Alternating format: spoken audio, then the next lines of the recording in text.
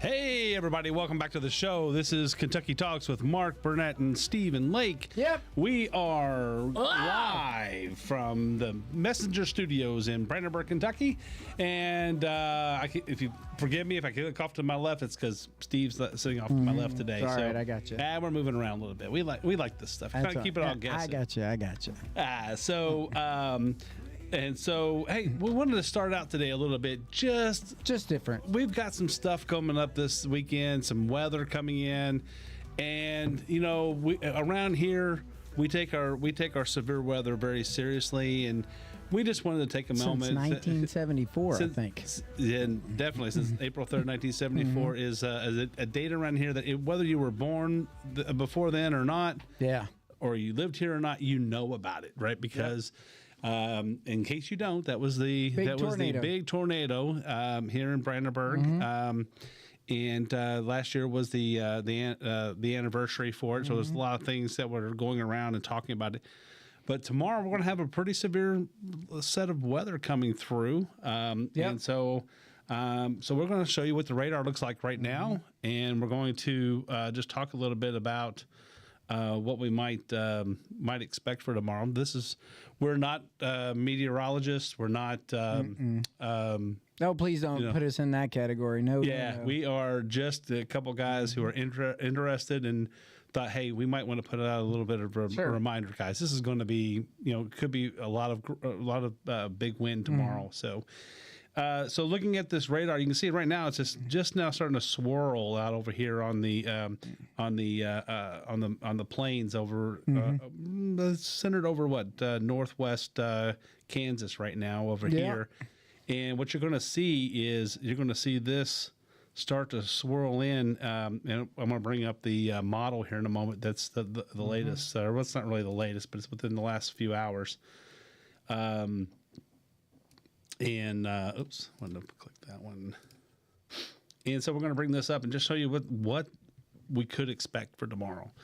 This is by no means absolute, but if we let this play through, you're going to see exactly what we're going to see happen here. And so if we look at this, kind of slow it down a little bit, and just take a look, you can see initially it's coming from north to south, or is it coming from south to north? It's got a turn to it, almost like a hurricane does. Right. And what it is it's trying to pull moisture up off the Gulf and pulling up into itself, right?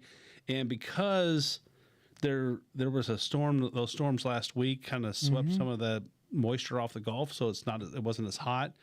I guess there was a couple of storms actually that swept through down south. Well, I don't know, but our weather's been beautiful. Yeah, it has been the last couple of days. But down in Florida and stuff, they had tornadoes and stuff just a few days ago.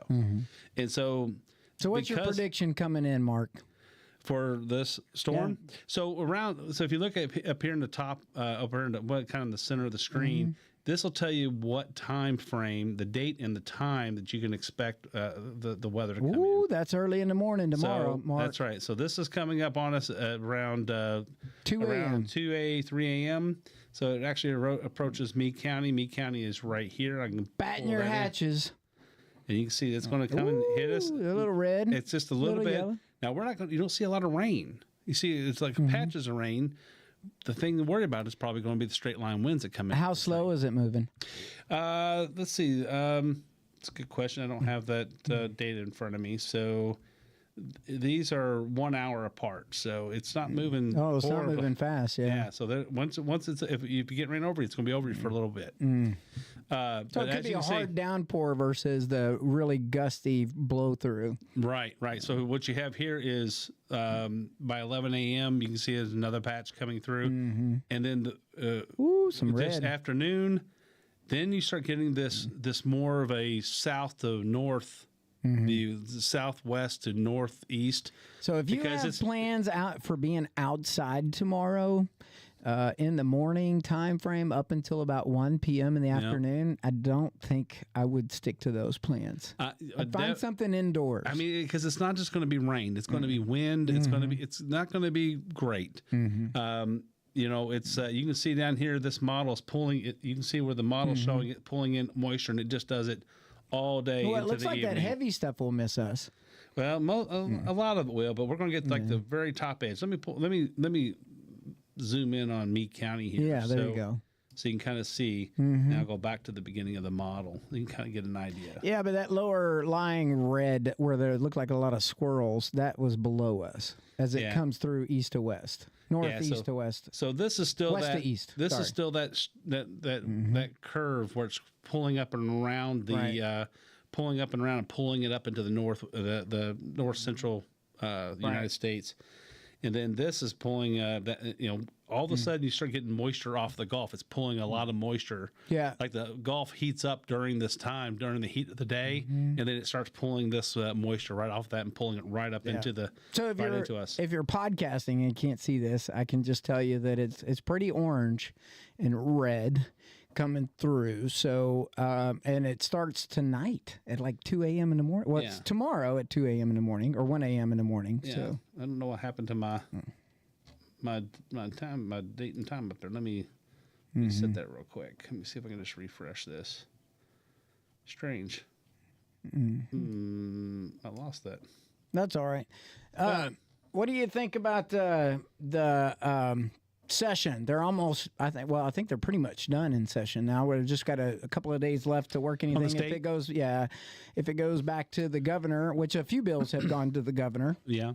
I think I think we'll probably have the plan is to have Nancy and or Steve Meredith, Nancy Tate or Steve Meredith in studio or at least in zoomed in and give us an update in the next week or two. We are looking to try to get Brett Guthrie on, I think, over the next week or two as well to get an update of what's going on in Congress. Definitely be better to have him on here. Let's see what happens tonight if we get through the resolution. So that's important to us. I was talking to some folks. They said that while Mitch McConnell is not necessarily well liked as much as he used to be. Right. I'll just put it that way. One thing that he has always done for this region is he has been a super supporter of Fort Knox, and he was. He when it came through and he couldn't keep, and he saw that he wasn't going to be able to keep armor here and things like that. But but we got HRC, we got these the other commands there, USAREC is there, right, and lots of things going on, and lots of commands and things. So Fort Knox is still bustling with people. It kind of swells and ebbs and flows somewhat because you have trainings and things, and so during the summer it swells by a few thousand soldiers or something like that for the trainings. And then of course by wintertime, by the end of fall, it's pretty much back to just normal numbers. But that Republican Massey voted against the measure to go forward from Kentucky. Yeah, he wants everything. So I'm happy that he stands by his principles. Sure. Right. So I'm happy for that. But in reality, I think that you have to look at what you can get, because we're not talking about getting everything today. But it takes time. You can't if we just shut down everything that he might have on his list of things that are important, or the things that he thinks are not important, and you cut those things out of the budget. Well, now you create holes and vacuums and things, and you can create a lot of unrest. Sure. We're already going through a lot of unrest just with the fact that we're trying to, what DOJ is doing, and it's already, it's affecting it. I mean, kudos to President Trump. He came out and said straightforward that, hey, this is going to be painful. There's going to be some pain up front, but we're going to end up better off in the end. So give him 18 to 24 months to let this play out before we start judging it.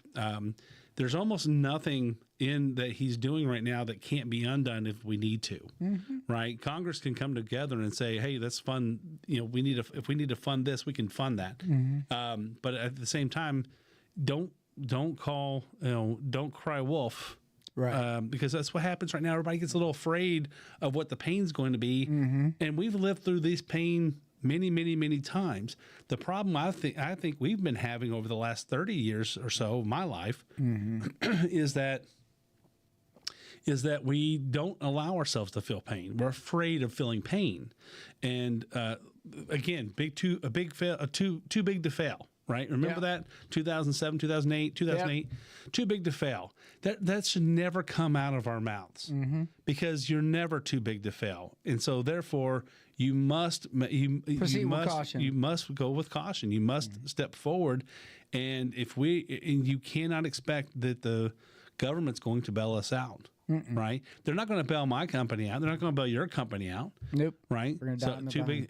We'll die on the vine. That's right. But I'm going to go down swinging, man. But that's the way. But that's the way it's supposed to be. Yeah, it's supposed to be so that you can now learn from those things and make the next iteration better, or it makes room for another company to step up and fill the gap with better efficiencies and different solutions. Right.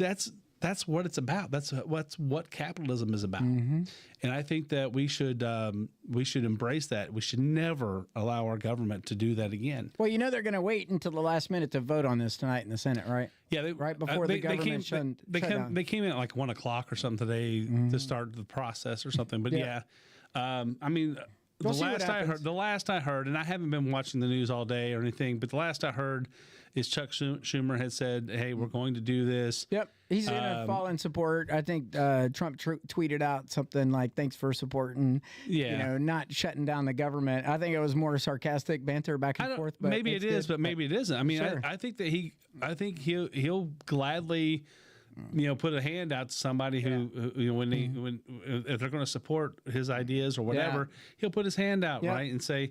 So I don't know if it's really sarcasm. I mean, there's maybe a little tongue in cheek. Some people will probably take it. Doesn't matter. Well, it doesn't matter what anybody says. Somebody's going to say they take it some other completely totally different way. So it's the way it is. But at least they're going to, Chuck has communicated that he is going to go in support of it so they don't shut the government down, which has not made a lot of Dems happy in the House. But no, he's taking criticism for that. Now AOC, yes, Alexandria Ocasio-Cortez is saying that she's now looking at running for the Senate to primary Schumer and things like that, and it's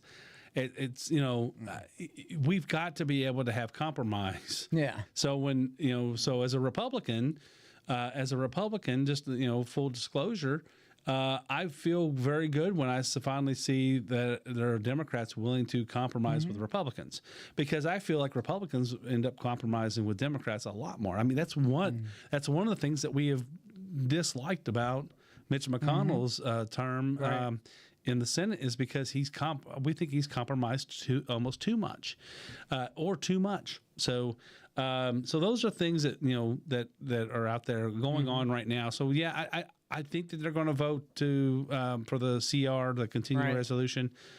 We'll see. The thing is that we want the CR to go all the way to like September. Yeah. So that they can now work on the budget without having to deal with coming back for another CR every month.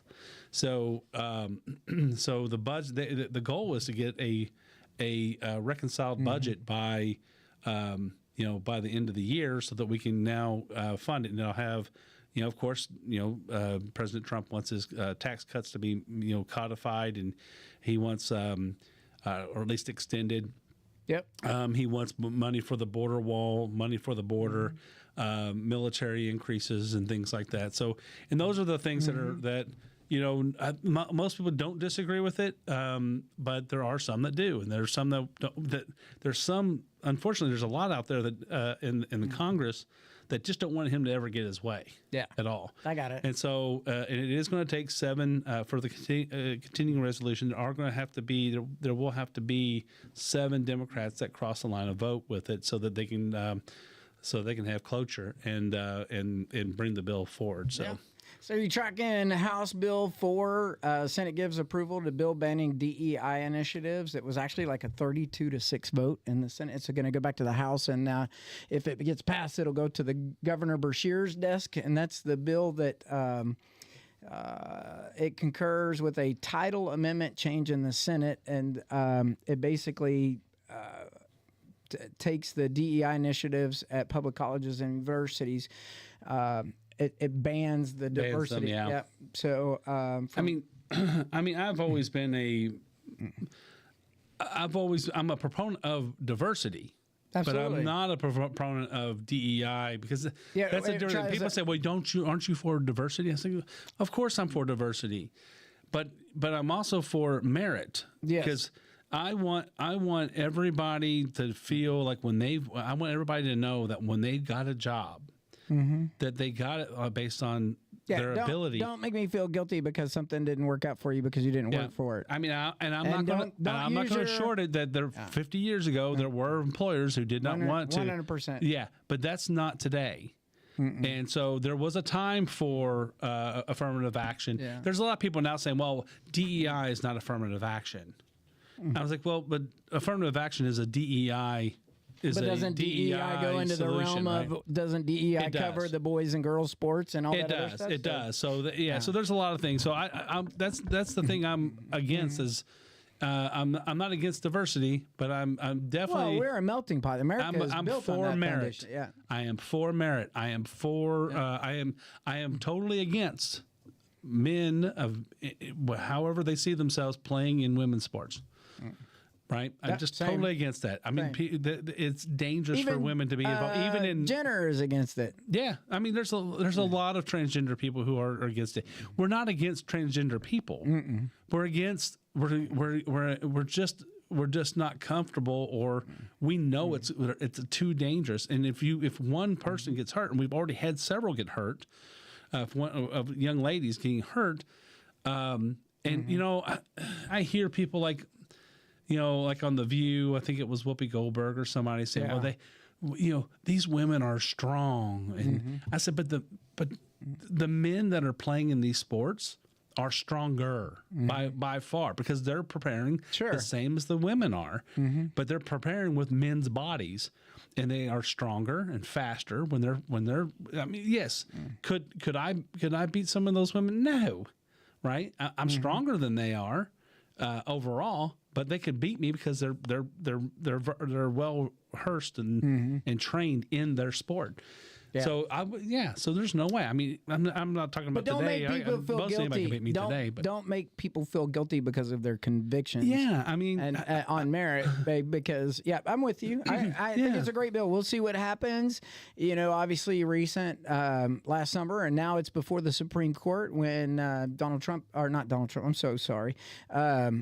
Our governor put out, it was about the conversion therapy, and I know that was a discussion too. It all plays out, I guess, with the concerns of how people are treated and all this other stuff, whether it's trans, gay, ethnical, it just spins. Did you see about the bill that, you mentioned Mitch McConnell a minute ago, but him and another senator from Nevada had proposed a bill that would protect law enforcement officers if they were died in the line of duty or something like that, that would make sure it protects those benefits for those surviving family members. Did you notice I did not see that, but it's an act. It's the Chief Herbert D. Prophet Act. It's actually named after Chief Herbert D. Prophet, a Korean War veteran and a law enforcement officer of 55 years who retired in 2009 out in Tompkinsville, Kentucky. And he was tragically shot and killed in his driveway by an individual he had arrested like a decade before. But then later, it became a challenge for his family members to continue to receive benefits once he was presumed, ineligible. So this act puts that in place. I thought that was kind of neat legislation. Yeah, I think so. But that's not just protecting the law enforcement officers and their families of Kentucky. It's all across the United States. It's across the board. So that sounds that sounds like something we need to do.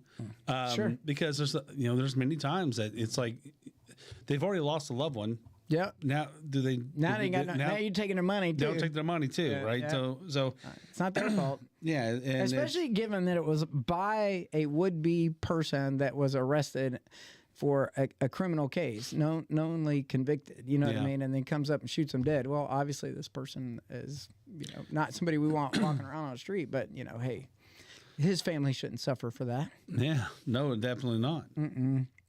There's a lot of controversy. I see it on social media every day about in Doge we trust. There's a lot of people have a lot of interesting thoughts to say. It's funny how you watch it. Are you keeping up with a lot of that stuff? You see it on there? What's your take on the Doge? I have been. The last couple of days, I've not really been watching my my X feed or anything like that on it. But I do research it every few days. Right now, I think part of it, I've been really paying attention to the court cases and these judges' decisions and things. Some have frozen some things in place and can't act until then. And it is bringing up it's still bringing up the question of constitutionality because, they talk about the probationary employees, right? There's judges that say they have to bring them back on and all this, and it's like, how can that be? Probationary is a very specific thing, meaning you can be fired for anything at all just because I decide I don't want you within that. And I think they're probationary for like a year or so. Yeah, I think it's a very long. It is. It's a very long service. It's a 12-month. It's a 12-month something like that, right? So all of these people these thousands and thousands were hired as in their probationary period. And so across the board, they just fired them. So it's interesting. I actually know some people that are in this situation. Yeah, I have. But they have been in civil service for decades, where they were brought on, but then they switched over to a job, and it put them back in a probationary status. But it doesn't secure your job from civil service that you've been a part of it for 10 years. That is one thing that gets me is because the government. I think specifically the military looks at those things as contracts, like individual contracts. So I'm going to get a promotion from this job to become the boss. Well, that's a new contract that you're still. So you're going to be in that job on a probationary period. Yeah. Technically, that happens in the real world, of the civilian sector as well, because it is you just don't see it ever really acted upon very often. And I agree, I agree that they need to probably take a closer look at some of these. And that's why President Trump has said, hey, let's pull out the scalpel, put away the hammer. Let's pull out the scalpel and see if we can't, see if we can't make the cuts more, with a little bit more wisdom. But I agreed with his initial reaction to, hey, let's just go ahead and pull everything back. Sure. And then we can rehire. And they've already done that. So now it's time to get the scalpel out and make sure that they're cutting the right things. Now, for a judge to come in and say, oh, you can't do that, I don't think. That's where it gets it. That's where it's going to be a constitutional issue because. Yeah, but let's put it on the table. Let's learn what's right and what's wrong so that we can continue to move our country forward with all of these things that have been built up over time. Let's crush what we can crush and let's keep what is good. I think I told you this analogy before, and I wish I had the graphic. I'm going to see if I can't find it real quick. But we use this analogy in Lean Six Sigma when we're teaching. Okay, when we're talking about leaning out a process or looking for the hidden factory. I don't know if you've ever heard that. Hidden factory is, for those out there listening, the hidden factory in your business is whenever you have things that occur that aren't obvious within the factory. Within the process that actually affects the process. Yeah. And so sometimes what happens a lot of times is you end up putting more inventory or more labor in place to overcome those obstacles instead of trying to work out the obstacles, because putting labor and money towards something is usually easier than removing the obstacle. But removing the obstacle makes you more efficient. And that's the problem. So that's what the government has. So what's happened is the government has just thrown people and money at these things for 40, 50, 60, 70, 80 years, right? 100 years.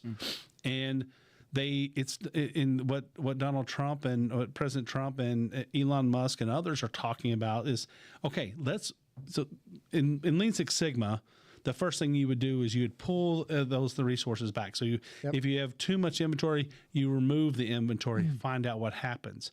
Where's the process sticking, right? Same thing here. when you pull all those people out of place, now you find out what you're really missing. Sure. And so that's where they're at. And that's all they're really doing. They're not trying to just be mean to people and fire people. They're trying to find out what really needs to be fixed and then go find ways to fix that. Does it take a person, or can I do? Can we use some sort of system, PC or some application or something to do some of this work for us?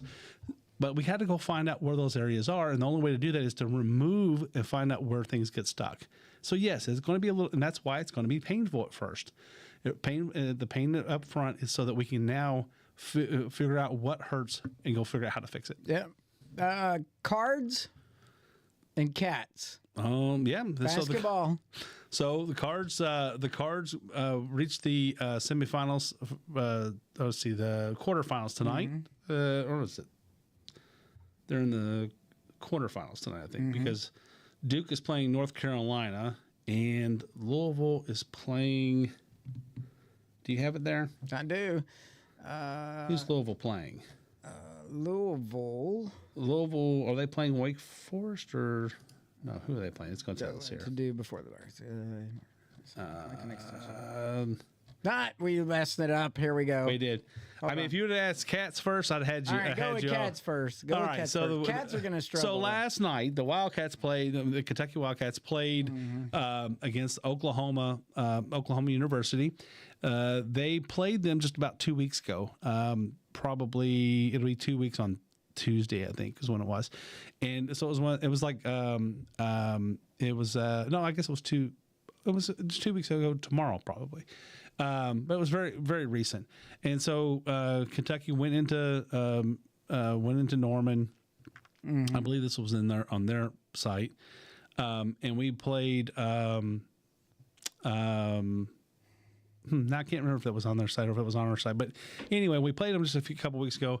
And what happened was we didn't have Lamont Butler as the point guard.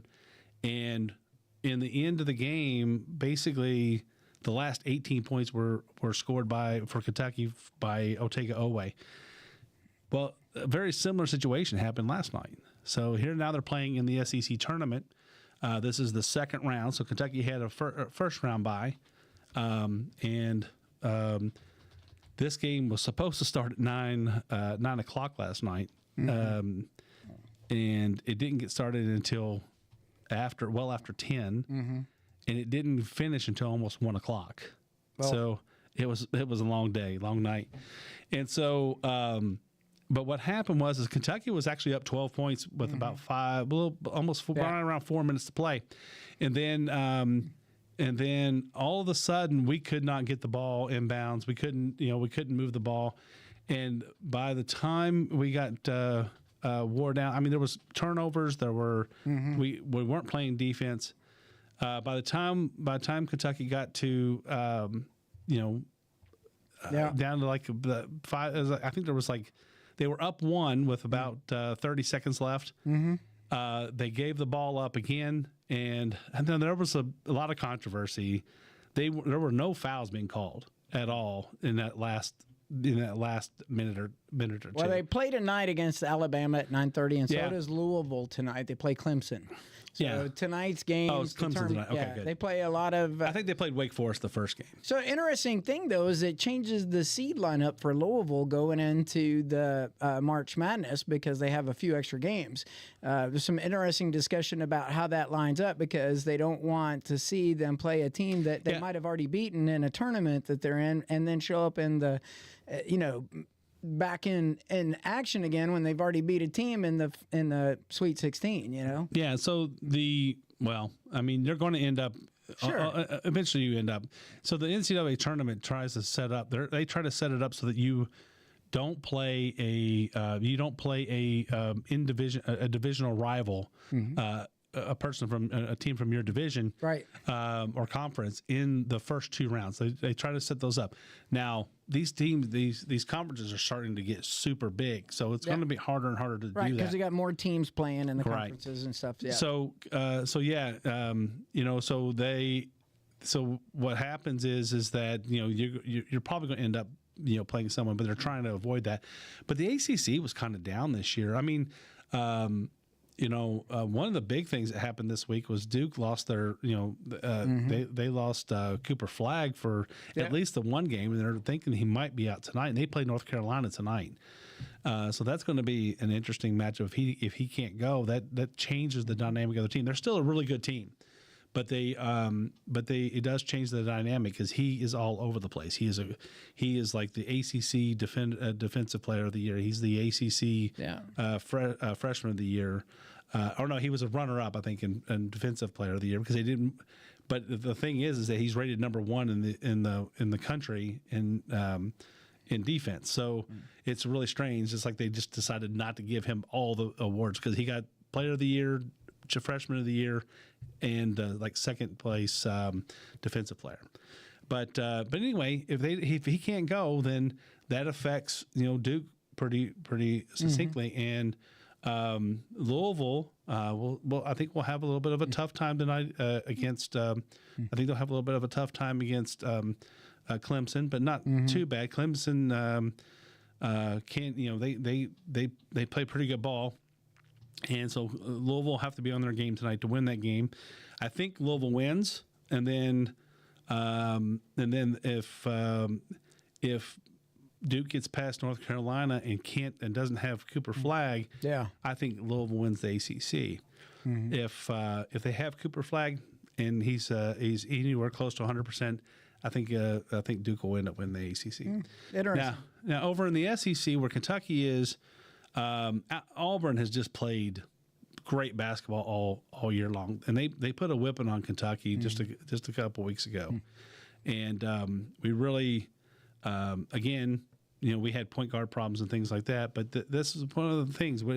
Mark Pope has done an excellent job for Kentucky, bringing them into rebuilding them. He had 0 players when he came in last year, and he built a team that we thought, hey, if we can at least, stay above 500 and see it building and see the recruiting and things, but they came out and played hard. He does a great job recruiting, especially in the portal, and he has, and it's really showed this year his ability to coach people, coach kids, and these are men because they're all he recruited a lot of juniors and seniors, and so he's able to you see his ability to coach, and he cares about people. I don't know if you ever watch any of his interviews or thing like that. He really cares about people, and he's one of the most liked coaches in the NCAA. He's one of these guys that will, give you his shirt off his back. He stays around in arenas most time. Last night there were so many Wildcat fans left there because they won on a last second. They were down one, 84-83, and Otega Owe got the ball with 5.6 inbounded from had to go 92 feet, inbounds goes to his right and then shoots offhand, shoots his left-handed. And a little floater from the wing, not from out front, but from the side, and swish. 0.5 seconds left on the clock. You got to go watch that on the highlight reels. I did. It was good. I got one more topic I want to hit before we close it out today. Sure. It's on the House and I want to close out with legislation because they're coming to an end.